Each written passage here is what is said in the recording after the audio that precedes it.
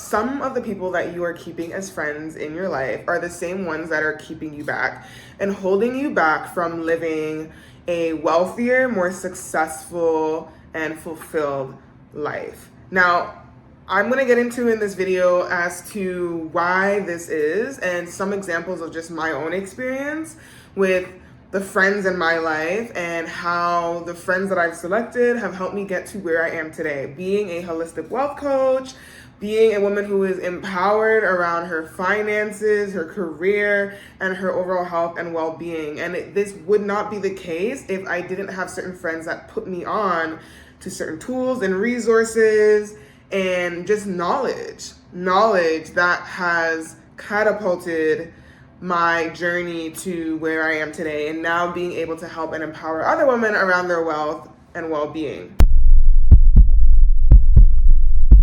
My grandma is someone who I really admire and look up to, and she's always someone from very young who has always told me to be mindful of like who my friends are. And the older I get and the more that I see other people and the social circles that they are part of, the more I understand why they are in the situational circumstances that they are in, why they are still further behind their peers, why some people end up in illegal activity and crime versus others that go on to earn degrees and find themselves in prestigious professions or just creating a lot of impact in the world, right? Creating a business, being more entrepreneurial, creating things and innovating things that are actually benefiting mankind instead of subtracting and taking away. So the first thing that I've noticed in my life is, and I have two friends that I need to thank for getting me to where I am today. One of them was the one who taught me about investing or at least introduced me to the idea or the concept of putting your money into some sort of vehicle that will earn money for you over time. And that is where my understanding of wealth really shifted, and I moved from a very scarce mindset around money to one that was more abundant, and realizing that there are so many ways to create money in this world and also have money work for you. And actually, a lot of the wealthiest people today didn't come from wealth. A lot of wealthiest people started in the same place as you and me, but they made smart decisions and they finally found a way to have their money work for them, right? So that is key, and that is a bulk of why I teach what I teach, because I want other women to have that knowledge and to have that power and to make a difference in their lives and the lives of others around them. And then the second friend was the one that sort of catapulted my spiritual journey. And she was the one who sort of put me on to crystals. And from crystals, it kind of, I went down this spiral of the new age sort of route. Not saying that everything a part of that ideology or spiritual sect or religious sect is something that, I agree with all the time. I don't agree with every single idea or concept that comes from that realm. But some of these tools and the knowledge that I understand from the occult or some of these other spiritual principles and ideas, even Eastern traditional spiritual beliefs and principles versus Western, it has taught me to incorporate a lot more balance into my life and the way that I understand and see the world and understand myself. I have much more love for myself. I have the ability to practice more self-care, grace, forgiveness, which allows me to move forward in life with less regret, doubt, and guilt, and to free myself from those chains so that I can continue to be the best individual I can. And so those are the two friends that really put me on. And when I take the time to sit and really think about it, I am so blessed and lucky to have those people in my life, because if it wasn't for them, I would not be where I am today.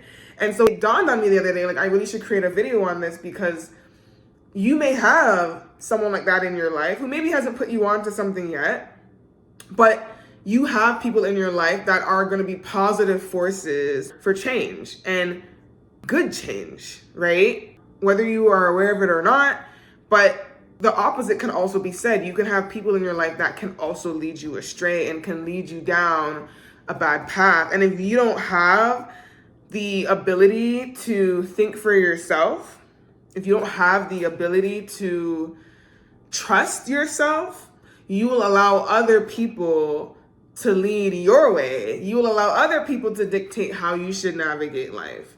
And not everyone has your best interest at heart. Not everybody knows what is best for you. And so if you fall into wanting to only be friends with people that are part of the popular crowd or group or for status and for the wrong reasons, you can get caught up in a lot of things that can derail you and have you end up in shitty situations or just keep you back from being the best version of yourself, because you will always feel like you need to do what everybody else is doing, even if it is not for the benefit of yourself or for the loved ones around you. And if you want to actually learn a little bit more about my own spiritual journey, I did create a video on it. It's going to pop up here, so definitely go take a look at that too if you want to learn a little bit more in detail about like how I learned to have more love for myself and this radical acceptance that I want better, I deserve better, and that I am going to have better in my life, and I am going to create the best life possible for myself, a life that I love. And that is really the theme of my YouTube channel. If you see the header on my channel, it is create the life that you love, and that is essentially what I aim to help other people do. So my first point is that there is so much power in influence, right? And I slightly already kind of just talked about it. The people that we spend the most time around are going to influence our behaviors, especially when it comes to wealth and money. It's going to influence our behaviors around how we spend our money and what we value.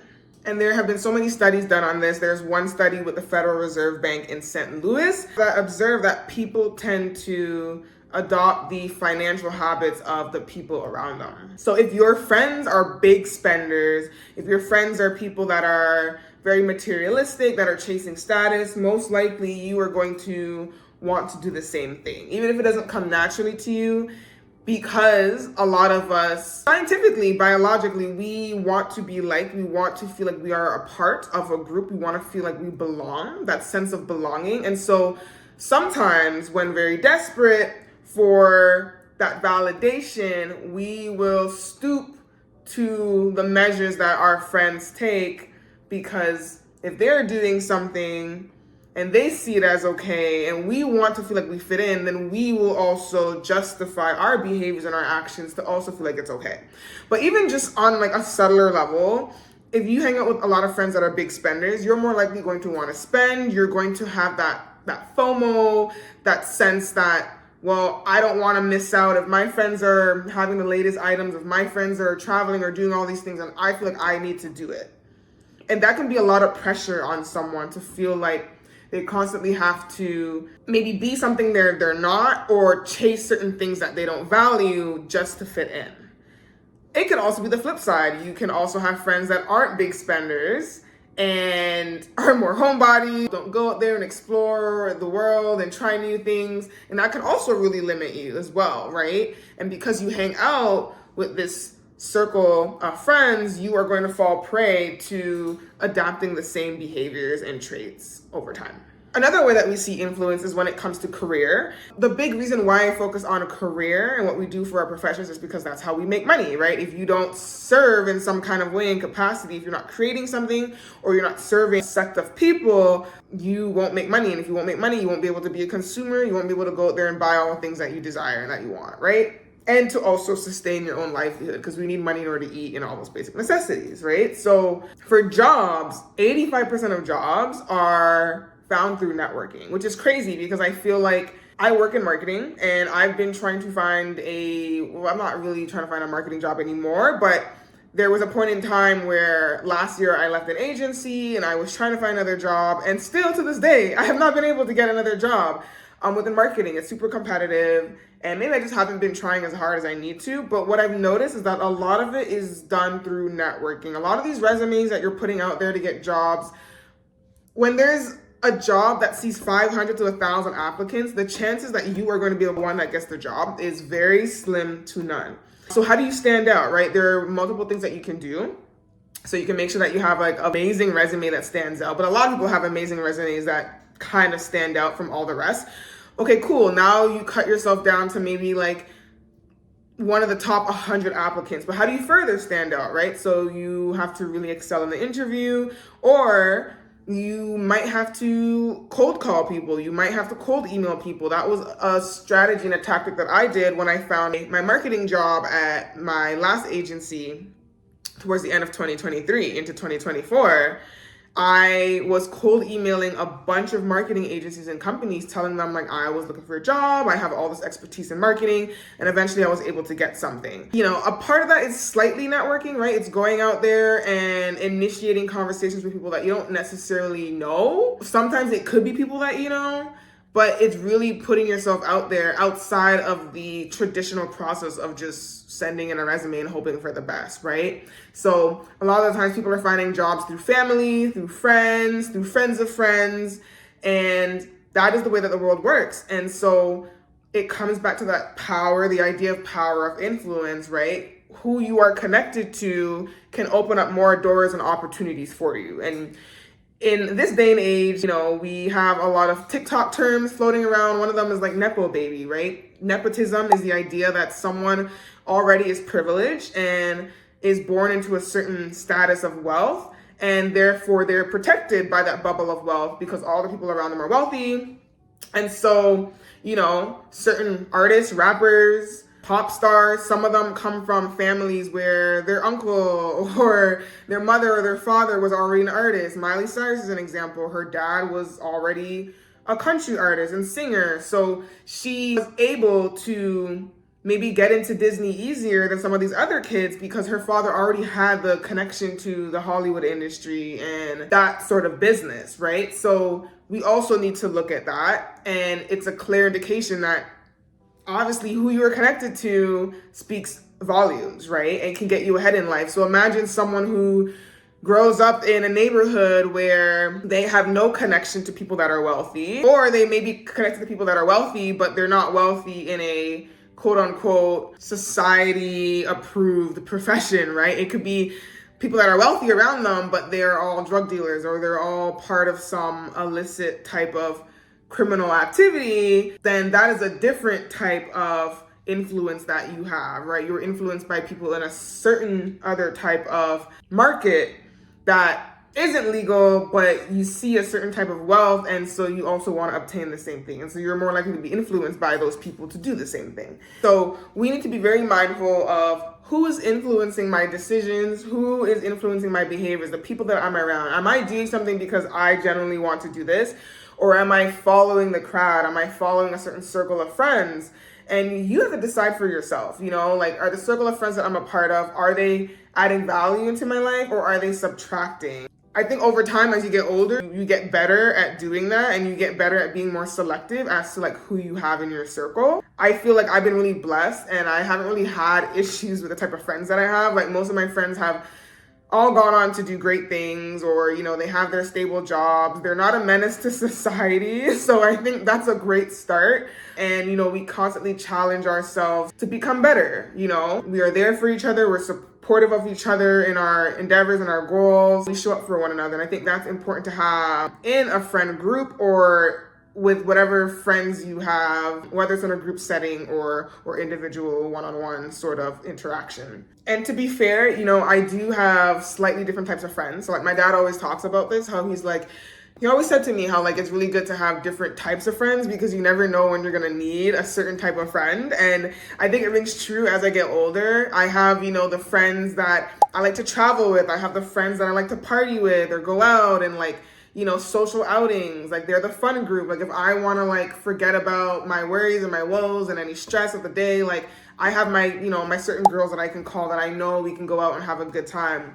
And then I have the friends that I can sit and talk business with, right? Friends that are entrepreneurs, that understand the vision, that understand some of the challenges that come with being an entrepreneur that I can't necessarily talk to with some of my party friends or the friends that I like to just go out with and have fun with, right? So I feel like everyone serves their purpose and you need to know like when to call on those certain types of friends and when to create, I wouldn't say barriers, but when to situationally embrace those types of friends.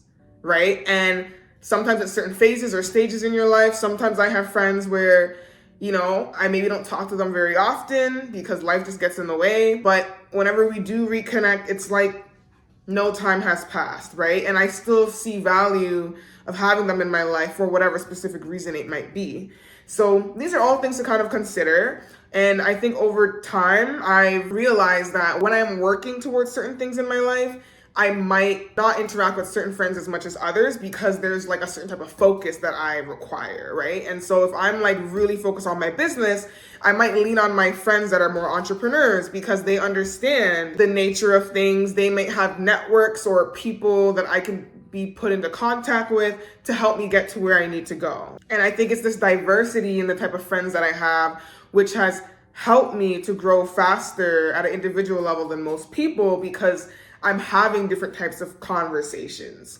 I'm being put in different types of situations to learn from them, right? And to grow versus just having one set of the same friends that all think the same way, that all act the same way. You're not going to grow. You're not going to stretch yourself. In high school, I was friends with the people that most people would see as nerdy or like wasn't part of the cool group. And I was okay with that. I honestly am okay with that because it stretched me. The world becomes so much larger when you have friends from different religions or from different cultures and different belief sets. Like you learn so much about yourself and the world. And I think that is so important to becoming a well-rounded individual. And that speaks to the type of people that are able to build wealth and who are able to see success because they don't have a rigid worldview. They don't have a rigid way of how things are supposed to work. Then my second point is there is a wealth gap in social circles that we need to be mindful of. Obviously, we tend to associate with people who earn similar income levels. So I actually say this is a really cool concept to look into. And there is actually a quote that I really have learned to embody as I've gotten older, and it is your net worth is your network. So once again, the people that you are connected to, if you are hanging out with a bunch of bums, if you are hanging out with people that are unemployed and are up to no good, you are going to end up doing the same thing. If you are someone who is connected with teachers, entrepreneurs, doctors, and not artists, like just people that are doing really great things, people that are making 6 figures or more. If you can get into those circles, you are more likely to be better off and to also eventually rise and meet those types of income levels or types of success. And I'm not saying that all your friends have to be making a certain type of money, but it shouldn't just be about wealth or success. You have to look at other aspects of what you value in a friendship or in relationships as well. But it is something to consider. And I think as I've gotten older, a lot of the opportunities that I've gotten, it's not based on luck. A lot of people might think, well, like a lot of the success that Morgan has is based on luck. But no, it's really putting myself in circles of people that are badass entrepreneurs, female entrepreneurs doing great things, making a lot of money. I've invested in coaching programs with other coaches who are making 6 figures or more, right? So when you are in those circles, when you have that kind of influence around you, it motivates you to also want to be just as good. And that is why, once again, whether it's your friend group, your career circles, your network, it's going to be so imperative to the growth that you see in your life and the opportunities that open up for you, which can create that abundance and the wealth and the money that you want to call in into your life. So when I go back to that story of my friend in university, Alexis, shout out Alexis, hey girl, she was the one who put me on to investing. If I never had that conversation with her, it took one conversation. Not saying that I would have never invested and I probably still wouldn't have started looking into investments, but I wouldn't have had that catalytic effect at such an early start. Most people probably start investing a bit later into their life because they don't understand investing until you kind of get to a more mature age where, maybe you have your first job, you're really starting to make considerable amounts of money, maybe you're starting to look into like investing in real estate. Like that's when people really start to understand the idea of investing. But for someone who was only in 3rd year university to be having a conversation with my friend when I could have been having conversations about like the stupidest things, right? When you're in university and college, like you're talking about like the next party that you want to go to, or like the next spot that you want to hang out with your friends. And instead we were having a conversation about having your money work for you. That is powerful, right?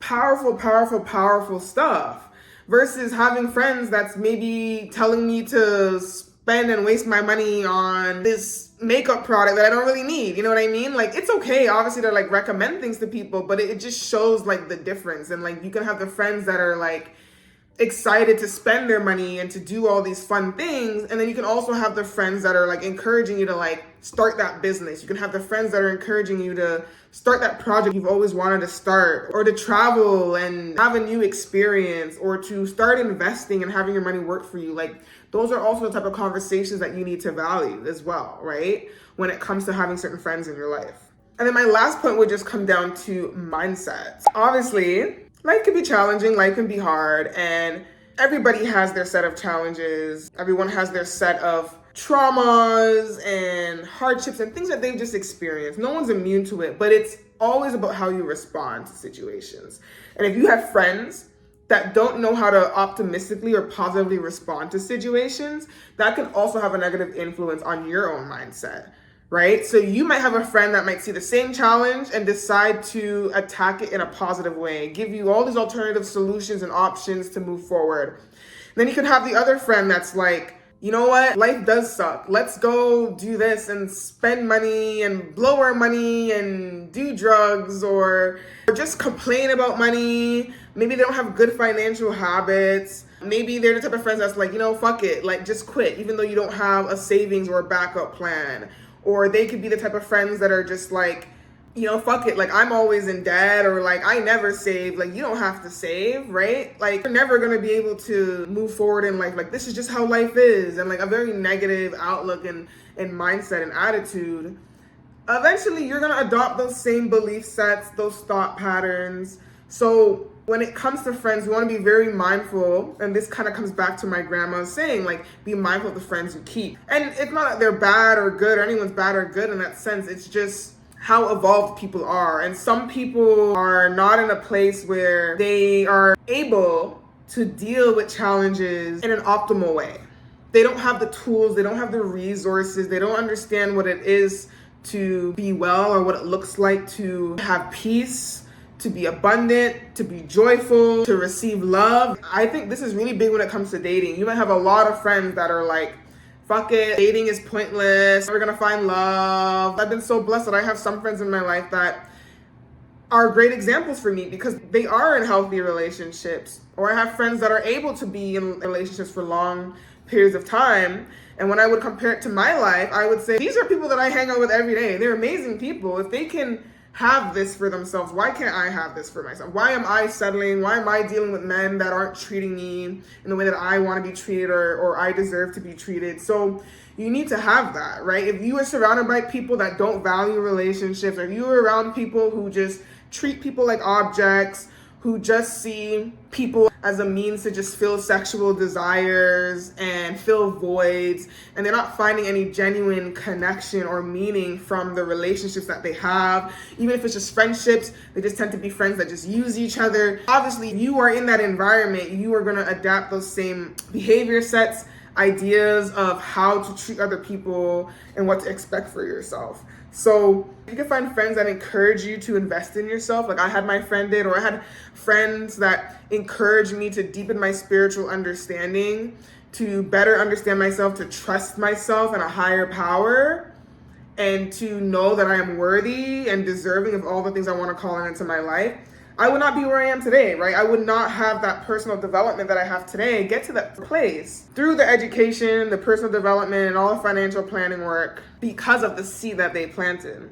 So these are my 3 reasons as to why your friends can deeply influence and impact your ability to build wealth, to call in wealth, not only just money. When I talk about wealth, I'm talking about our overall well-being, right? Rich and abundant in all the areas of our life, in our health, in our career, in love. It is so important to be mindful of the friends that you keep. When I date men, I always look at who their friends are. I've dated some poor men, and not that they were bad people themselves, but it was the circles that they were around. It was the environments that they were in that created the type of person that they were. I'm an empath. I can see to the heart of people. I can see truly who people are. And sometimes it's so sad to see that someone is not being themselves, or someone is pretending to be something that they're not just to fit in. And it doesn't rob me, it robs them more, because then they aren't able to have genuine connection with really wonderful people in their lives, right? They miss out on those opportunities and they miss out on having those meaningful connections because they are so caught up in this negative worldview because of the influence around them, right? And they lack that confidence in themselves, and they lack that belief that things can be better for themselves, right? They lack that ability to self-actualize and to take their life into their own hands and to take accountability for why their life is the way that it is. And they don't have friends that help them to see things from a different perspective. They don't have friends that encourage them to be better and encourage them to do better.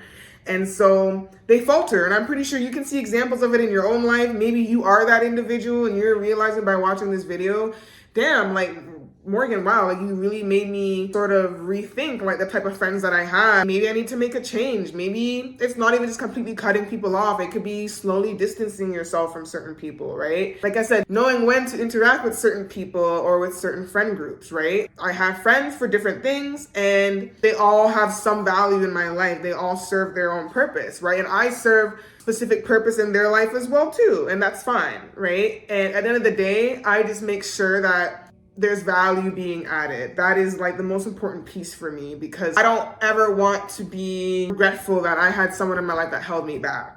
You know what I mean? And like, even if you do have a sense that there might be someone like that, like, you know, setting those firm boundaries, right? Because you are the only one that is going to be able to make these changes. This isn't to make you feel bad about the type of friends that you might have or the situations that you're in. It's just for you to become aware. Self-awareness is the first step towards self-actualization and becoming a better individual and creating positive change in your life. Sometimes it's very hard. It's a hard pill to swallow. I've had few situations in my life where I've had to cut off people and friends, and it was very hard, but we didn't have the same values. There was a situation that arose, and the way that they responded to a situation made me see them differently. And I'm pretty sure maybe I've been that for other people too. That's fine, but I have no regrets as to the people that I've cut out of my life and the people that are still here. Whether I see them every day, whether I see them once a year, regardless. Like, it's a process, and it's definitely an act of self-care to do an audit of every area of your life. And I think it's really important in our pursuit of wealth and success and well-being. We need to do consistent audits of our relationships and our friend groups and the people that we spend the most time with outside of work, right? In our own personal projects and goals. We need to be very mindful because they definitely have an impact on our mental, emotional, spiritual, and physical well-being. So thank you guys. I'll see you in another video. Peace.